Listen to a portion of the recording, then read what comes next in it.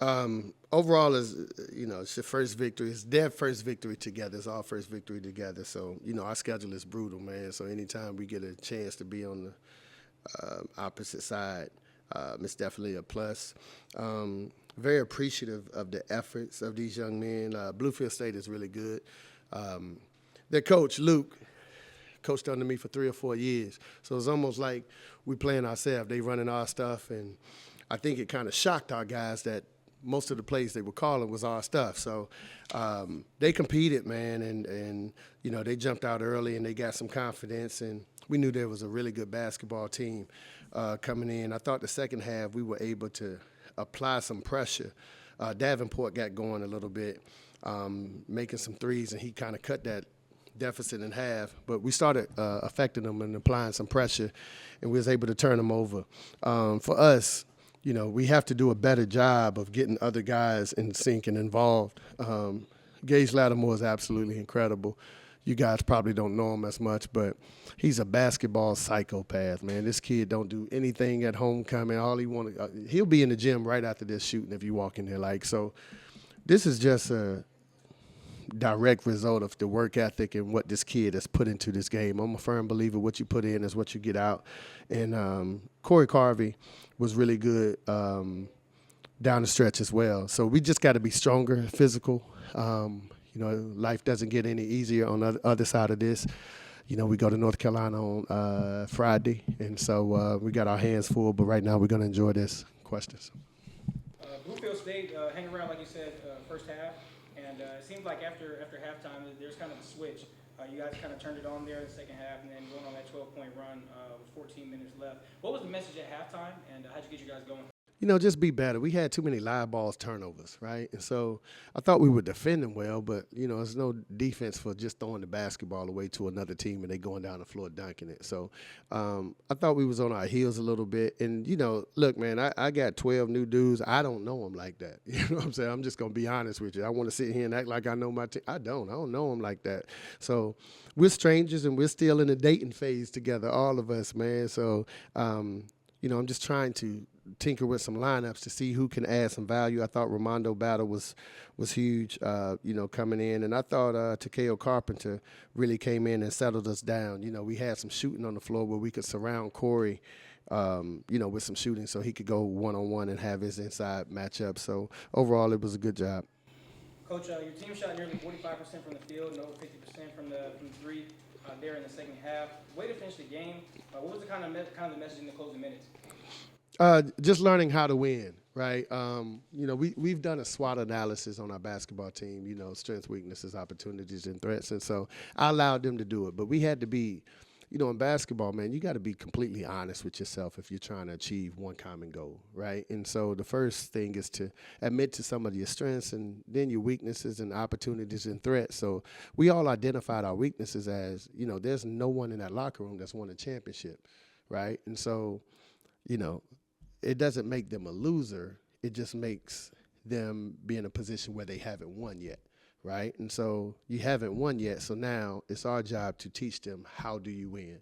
And so you got to unravel all those habits of what got you in your current spot and build and stack days of winning plays, right? And so that was my message to them, finishing the game, because we're going to be in this situation so long, and that's the difference between winning and losing basketball games. So I thought we managed the game. We valued the basketball. We didn't make our free throws down the stretch, and I'm kind of disappointed in that. We got to get in and shoot a lot more free throws. But overall, we made significant plays at significant times and completed this journey. You touched on it earlier, big night from Gage Lattimore, 38 points, 9 threes, tied your record. My record? Oh, I should have pulled them out then. Against A&T, 1995. Wow. Yes, sir. That was 45 years ago. A big night for him, or is this something we can expect going forward? I told man, that kid is a psychopath, man. He's over there, so I don't want to praise him too much. But he's incredible, and, it's crazy. I told my wife the other day, and my former coach called me because he watches all the games. He said, man, that kid remind me so much of you, so you must enjoy coaching him. And it's not too many times you get a kid that reminds you of yourself when you play, but it is. It's come to life in Gage Lattimore, and so it's a blessing and a joy to coach him. I still don't like saying all this because he over there soaking it up, so I got to jump on him tomorrow. But man, 9 for 12, that's 75% according to my math. From the 3-point line, man. So that's incredible within itself. And it wasn't like they were all easy looks and clean looks. Like he had to raise up and transition some, with a hand in his face. But look, he puts in the work, and I always say the work works. That's it, right? And so he don't care about homecoming. He don't care about the concert, the comedy show, and neither did I when I was in school, right? My major was basketball, right? Because I knew that was what was going to get my family out of the projects, and now this is a clone, right? So it's fun coaching him, and so every day it's my thing to challenge him and make him so much better and prepare him for things and journeys that he can't even see and visualize right now within himself. Great first win at home, Coach. 16-point victory. What are some things you guys are going to tighten up winning the next game? Everything. We got our work cut out for us. That's North Carolina. That's a blue blood. That's the standard of basketball programs, and they're the standard of Mount Rushmore. So, I got a ton of respect for that program. Always had throughout the years.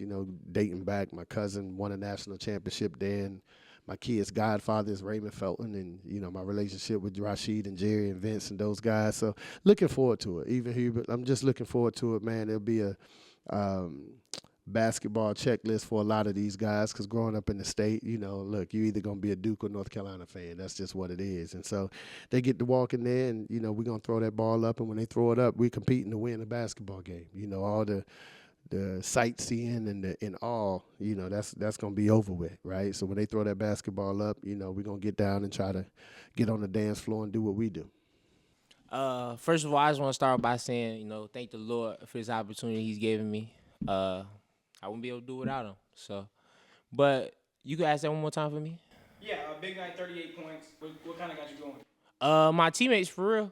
I started off, I missed my first couple shots, but they told me just keep shooting the ball. So eventually one fell, and then I just didn't feel like another one was going to not fall. So I just kept letting it fly. Took some pretty deep shots there. Is this something that we can expect going forward, or is this kind of just a big night for you? For sure. I pride my game on just being able to shoot the ball and be there for my team. So I know the better I shoot the ball, the more my defender has to pull out that gap, so my teammates will be able to get downhill. You and Corey Carvey combined for almost 60 points. What can we expect from this duo going forward? Similar things. That's my man's right there. He gonna set screens. He gonna play hard. He gonna get rebounds, and we gonna feed him. What was Coach Moton's message in the locker room at halftime? Seems you guys came out and played a better brand, a harder brand of basketball.